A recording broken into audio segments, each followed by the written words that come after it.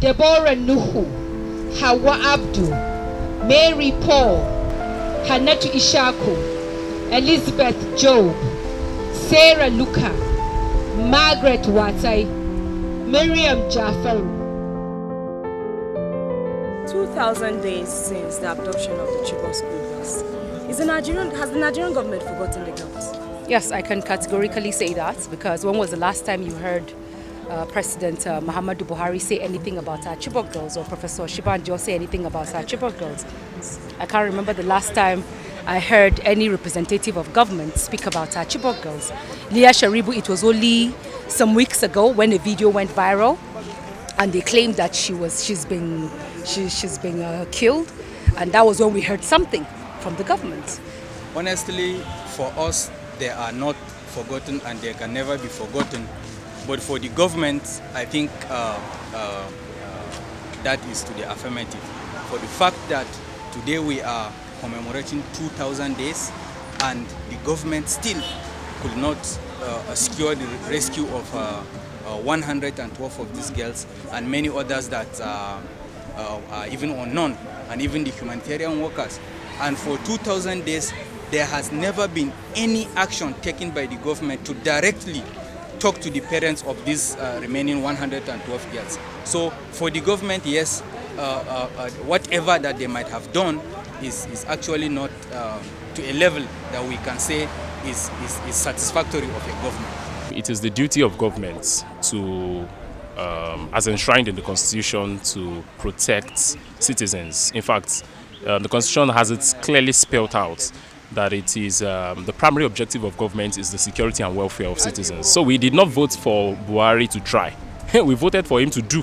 So that is very important, and I'm hopeful and very optimistic that when we have, until we have a government that is clear-headed, and then it's very, very practicable to have these guys back, safe and sound. The fight for the Chibok girls.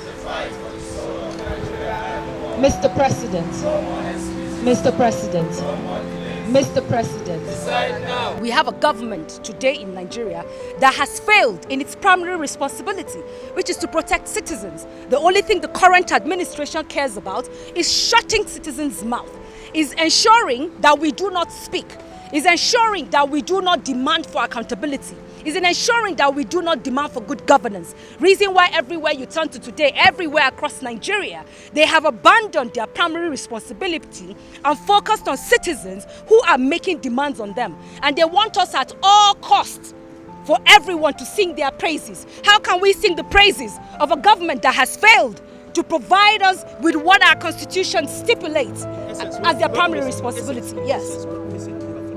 What message do I have? They should wake up. We are not their problem. President Muhammadu Buhari, today I make that call to him. I remember watching him when he was campaigning. It was somewhere in Kano, I can't remember, when he was asked a question about Boko Haram. And he turned and said, "What is Boko Haram?" Today I ask him, what has he done about Boko Haram that has been terrorizing the Northeast for over 10 years? What has he done about the kidnapping and abduction that is happening in the Northwest, even in his home state, Katsina? What has he done about citizens that are abducted all across Nigeria? What has he done about the Fulani herdsman crisis? What has he done about all the criminality that is ongoing in Nigeria? We are not the problem of this country. The call today is for the government to sit up, get the right people. Capacity is on the global platform for sale. So if we have people in position of authority that cannot solve our security problem, that cannot solve our educational challenges, that cannot shape the dialogue and change the narrative, then it's high time for the government to sit up, show them way out, and then do the right thing.